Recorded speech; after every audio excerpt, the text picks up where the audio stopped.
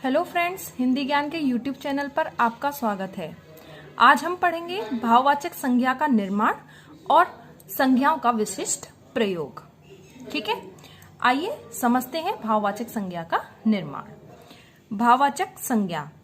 Friends, भाववाचक संज्ञाएं किन किन शब्दों से बनती हैं, कैसे बनती हैं, आज हम यही समझेंगे। भाववाचक संज्ञा का निर्माण जातिवाचक संज्ञा, सर्वनाम, विशेषण, क्रिया तथा अव्यय से बनाई जाती हैं। ठीक है, भाववाचक संज्ञाओं का जो निर्माण होता है वो जातिवाचक संज्ञा से, सर्वनाम से, विशेषण, क्रिया तथा अव्यय से किया जाता है। ओके, अब देखिए मैंने एक छोटी सी आसान सी ट्रिक यहाँ रखी है जिससे आपको आराम से कभी भी भाववाचक संज्ञाएं बनाने में कोई भी प्रॉब्लम नहीं होगी। ठीक है, देखिए भाववाचक संज्ञाओं को बनाने के लिए उनके पीछे, शब्दों के पीछे प्रत्यय जोड़कर, कौन से प्रत्यय जोड़कर? आव, त्व, पन, अन, इमा, ई, ता, हट, ठीक है, आदि प्रत्यय जोड़कर भाववाचक संज्ञाओं का निर्माण किया जाता है। ठीक है, आपको सिर्फ ये याद रखने हैं। ठीक है, ये प्रत्यय आप जैसे ही इन प्रत्ययों को याद कर लेंगे, कोई भी शब्द होगा आप उनका आराम से भाववाचक संज्ञा में चेंज कर सकते हैं। ठीक है, देखिए अब भाववाचक संज्ञाएं कैसे कैसे बनती हैं। देखिए, पहली है जातिवाचक संज्ञा से भाववाचक संज्ञा का निर्माण। ठीक है, जातिवाचक संज्ञा के जो शब्द होते हैं उनसे भाववाचक संज्ञाएं कैसे बनाई जाती हैं। ठीक है, देखिए जातिवाचक संज्ञा जो किसी जाति का बोध कराते हो वो वाले शब्द। ठीक है, पुरुष, पुरुष से पुरुषत्व। ठीक है, नारी, नारी से नारित्व, गुरु, गुरु से गुरुत्व। ओके, पशु, पशु से पशुता। ओके फ्रेंड्स, मित्र, मित्र से मित्रता। ओके, नेता, नेता से नेतृत्व, बच्चा, बच्चा से बचपन। ठीक है, ये हो गई हमारी जातिवाचक संज्ञा शब्दों से भाववाचक संज्ञा बनाना। ओके, अब सेकंड है सर्वनाम शब्दों से भाववाचक संज्ञा का निर्माण। ठीक है, अब सर्वनाम शब्द कौन से होते हैं? सर्वनाम, जब हम सर्वनाम पढ़ेंगे तब अच्छे तरीके से समझ जाएंगे। फिलहाल शॉर्ट में सर्वनाम जिससे अपने आप का बोध होता हो। ठीक है, वैसे सर्वनाम तो अलग है, लेकिन सर्वनाम जो शब्द होते हैं उन शब्दों में अपने आप का बोध होता है। ठीक है, उनसे हम भाववाचक संज्ञाएं कैसे बनाएंगे? अपना, अपना से अपनत्व या अपनापन। ठीक है, मम से ममत्व, निज से निजता या निजत्व, पराया, परायापन, और आप से आपा। ओके, अब देखिए तीसरा है विशेषण शब्दों से भाववाचक संज्ञा का निर्माण।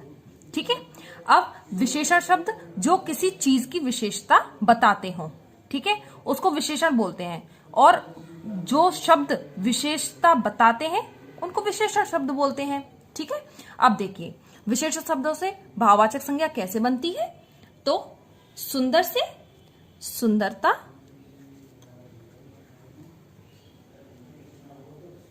या सौंदर्य, वीर से वीरता। ओके, ध्यान से समझिएगा, आपको आसानी होगी। ठीक है, या वीरत्व, धीर से धीरता या धैर्य। ठीक है, ललित से लालित्य, लाल से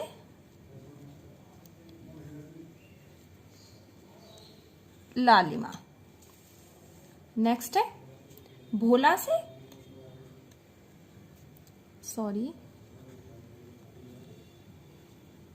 भोलापन।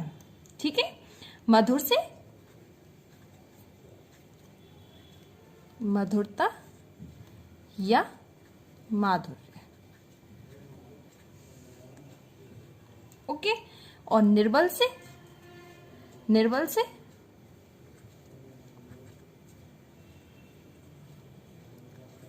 निर्बलता।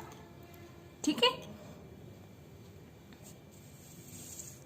नेक्स्ट है मीठा से मिठास।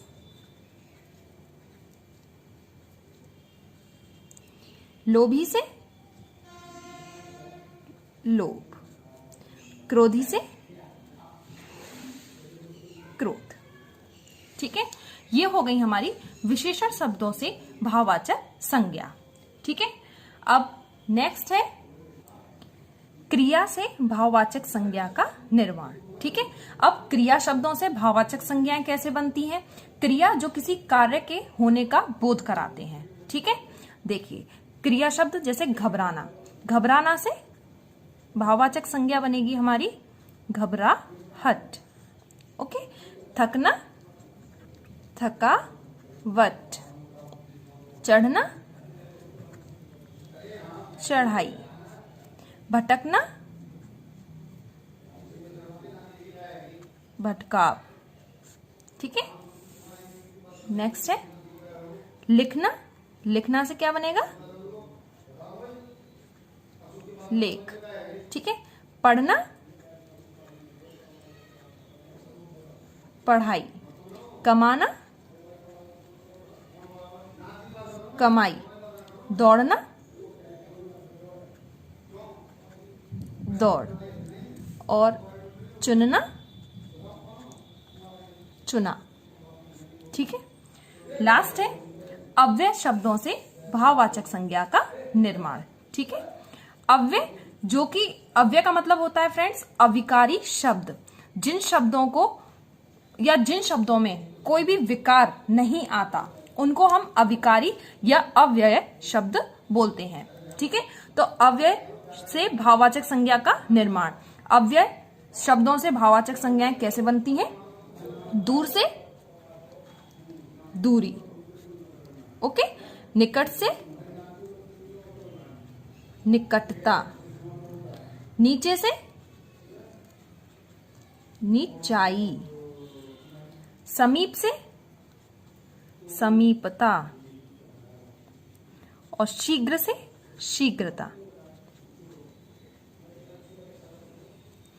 फ्रेंड्स एक इंपॉर्टेंट बात कि क्वेश्चंस इस तरीके से आ जाते हैं एग्जाम्स में कि भाववाचक संज्ञाओं का निर्माण कितने प्रकार से किया जाता है। तो आपको याद रखना है 5 प्रकार से। ठीक है। 5 प्रकार से भाववाचक संज्ञाओं का निर्माण किया जाता है। ओके। अब कौन कौन से 5 प्रकार हैं? तो जातिवाचक संज्ञा से, ठीक है, और सर्वनाम से, विशेषण से, क्रिया से तथा अव्यय से। ओके। इन शब्दों से भाववाचक संज्ञाओं का निर्माण किया जाता है। और एक और बात, जो मैंने प्रत्यय अभी स्टार्टिंग में आपको प्रत्यय दिखाए थे, आव, त्व, पन, अन, इमा, ई, ता, हट। ठीक है। शब्दों के पीछे उन्हीं को जोड़कर भाववाचक संज्ञाओं का निर्माण हमने किया है। देखिए आप देख भी सकते हैं, जैसे यहाँ पे हमने समीप ता लगाया, ठीक है, ता प्रत्यय जोड़ा। शीघ्र के पीछे भी ता जोड़ा। ठीक है। ऐसे ही हमने जैसे नीचे में देखिए, नीचे में नीचाई, आई प्रत्यय जोड़ दिया, ई प्रत्यय जोड़ दिया। इस तरीके से ये प्रत्यय लगाकर हमने भाववाचक संज्ञाएं बनाई हैं। ठीक है। नेक्स्ट है संज्ञाओं के विशिष्ट प्रयोग। ठीक है। अब संज्ञा का हम विशिष्ट प्रयोग मतलब किस तरीके से प्रयोग कर सकते हैं और विशेष रूप से, ये देखिए। पहला है हमारा व्यक्तिवाचक संज्ञा का जातिवाचक संज्ञा के रूप में प्रयोग। अब ये विशिष्ट प्रयोग हुआ ना। देखिए व्यक्तिवाचक संज्ञा किसी व्यक्ति, वस्तु और स्थान का जो बोध कराते हैं। व्यक्तिवाचक संज्ञा मैंने बताया था आपको, संज्ञा जब पढ़ाया था। अब उसका हम जातिवाचक संज्ञा के रूप में कैसे प्रयोग करते हैं। ठीक है। देखिए कभी कभी व्यक्तिवाचक संज्ञा का प्रयोग जातिवाचक संज्ञा के रूप में होता है। जैसे ये मैंने यहाँ कुछ एग्जाम्पल्स दिए हैं जो अधिकतर एग्जाम्स में आ जाते हैं। ओके, देखिए पहला है रामचरितमानस हिंदुओं की बाइबल है। वैसे तो रामचरितमानस एक पुस्तक का नाम है, ठीक है, वस्तु हो गई, ये व्यक्तिवाचक संज्ञा है, ठीक है। अब इसको जातिवाचक यहाँ पे किस तरीके से बना दिया गया है, रामचरितमानस हिंदुओं की बाइबल है, ठीक है।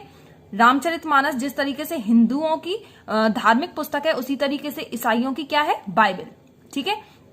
तो अब ये किस में आ गई, जितनी भी धार्मिक पुस्तकें हैं, धार्मिक पुस्तकों की जाति का बोध कराया है इसमें।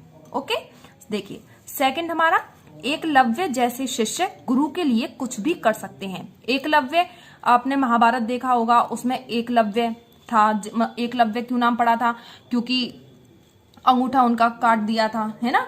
तो एकलव्य जैसे शिष्य गुरु के लिए कुछ भी कर सकते हैं, मतलब गुरु के प्रति समर्पण का भाव। अब एकलव्य, अकेले एकलव्य, आज भी ऐसे लोग हैं, ऐसे बच्चे हैं जो अपने गुरुओं के लिए कुछ भी कर सकते हैं। तो ये एक जाति का बोध कराया है उन अच्छे बच्चों के प्रति, ठीक है, जो गुरु के लिए कुछ भी कर सकते हैं। ओके, देखिए नेक्स्ट है, देश को हानि जयचंद्रों से होती है। अब देखिए, देश को हानि जयचंदों, जयचंद एक विश्वासघाती व्यक्ति का प्रतीक है, ठीक है। किसका प्रतीक है, विश्वासघाती व्यक्ति का।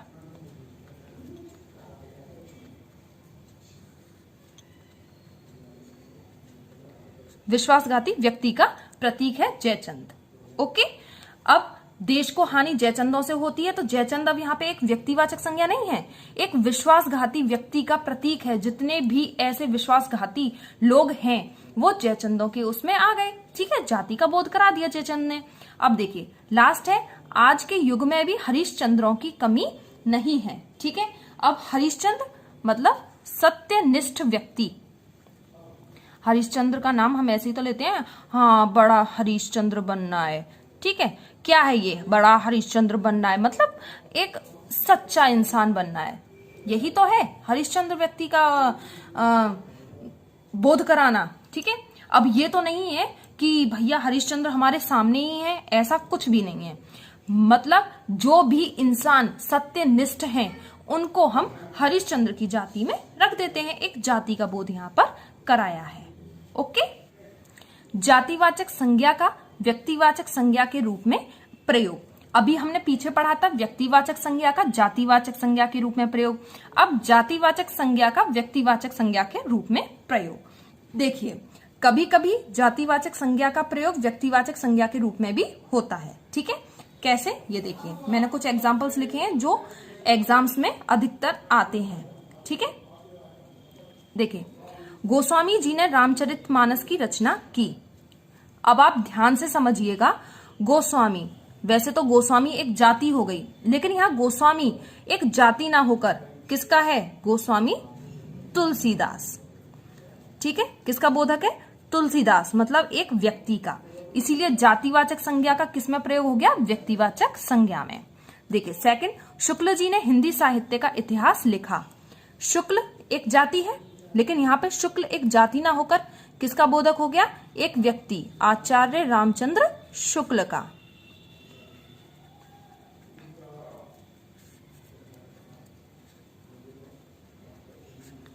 ठीक है, नेक्स्ट देखिए, पंडित जी भारत के प्रधानमंत्री थे, ठीक है। अब पंडित भाई जाति है, लेकिन यहां पंडित जी किसके बोधक हैं, पंडित जवाहरलाल नेहरू, एक व्यक्ति का बोधक। ओके, नेक्स्ट, महात्मा जी ने सत्य अहिंसा का पाठ पढ़ाया। महात्माओं की जाति का बोधक है, लेकिन महात्मा सत्य अहिंसा क्या है, कौन है, महात्मा गांधी, ठीक है, एक व्यक्ति का बोध करा रहे हैं, ठीक है। लास्ट, नेताजी ने कहा तुम मुझे खून दो मैं तुम्हें आजादी दूंगा। ओके, अब सभी नेता इस चीज को कहते हैं, नेता की जाति का बोध करा रहा है, ओके, लेकिन यहां पर ये नेता किसी एक विशेष व्यक्ति का बोध करा रहा है, कौन है, नेताजी किसको बोलते थे? सुभाष चंद्र बोस। उन्होंने ही तो कहा था कि तुम मुझे खून दो मैं तुम्हें आजादी दूंगा। ठीक है, ये हो गया जातिवाचक संज्ञा का व्यक्तिवाचक संज्ञा के रूप में प्रयोग। ठीक है, लास्ट है हमारा भाववाचक संज्ञा का जातिवाचक संज्ञा के रूप में प्रयोग। ठीक है, ये हमारा लास्ट है संज्ञा के विशिष्ट प्रयोग में। अब देखिए भाववाचक संज्ञाओं का जातिवाचक संज्ञा के रूप में प्रयोग किस तरीके से किया जाता है। भाववाचक संज्ञा शब्दों का प्रयोग एक वचन में होता है। ठीक है, ये अंडरलाइन कर लीजिएगा और ध्यान रखिएगा कि जो भाववाचक संज्ञा शब्द होते हैं उनका प्रयोग हमेशा एक वचन में होता है, लेकिन जब वह बहुवचन में प्रयोग होते हैं तो जातिवाचक संज्ञा बन जाते हैं। ठीक है, भाववाचक संज्ञा शब्द जब बहुवचन में प्रयोग होते हैं तो वो जातिवाचक संज्ञा का रूप ले लेते हैं। ओके, देखिए किस तरीके से, मैंने यहाँ कुछ एग्जाम्पल्स लिखे हैं। देखिए बुरा, बुरा क्या है? एक शब्द है जिससे भाववाचक संज्ञा बनी बुराई, एक वचन में प्रयोग हुई। ओके, किसमें हुई? एक वचन में। अब बुराई से क्या हुआ? बुराइयां। जब वो बहुवचन में प्रयोग हुई तो क्या हो गई? जातिवाचक संज्ञा बन गई। कैसे बन गई? अब भाई बुराइयां, जितनी भी गलत चीजें हैं या जितनी भी बुराइयां होती हैं, बुराई होती हैं, वो किस में आ गई? बुराइयों में आ गई। तो क्या हुई? जाति का बोध हो गया। ठीक है, बुराइयों की सभी जाति को बता दिया। पढ़ना शब्द है, भाववाचक संज्ञा बनी पढ़ाई। पढ़ाई, पढ़ाइयां, जितनी भी अपनी पढ़ाई है भैया, किसी की भी हो, वो क्या हो गई? क्या हुई फ्रेंड्स? सारी जातिवाचक संज्ञा में आ गई। दूर, दूर से भाववाचक संज्ञा बनी दूरी। अब दूरियां, ठीक है, क्या हो गई? जाति का बोध करा दिया। ऊंचा, ऊंचाई, ठीक है, भाववाचक संज्ञा हो गई। और जाति का बोध, ऊंचाइयां, जितनी भी ऊंची ऊंची चीजें हैं, ऊंचाइयों का बोध हो गया उनसे। ठीक है, तो क्या हुआ? एक जाति का बोध करा दिया। ठीक है फ्रेंड्स, अगर आपको मेरी ये वीडियो अच्छी लगी हो, समझ में आई हो, तो कमेंट जरूर करें, लाइक करें, वीडियो को ज्यादा से ज्यादा शेयर करें और चैनल को सब्सक्राइब करना बिल्कुल भी ना भूलें।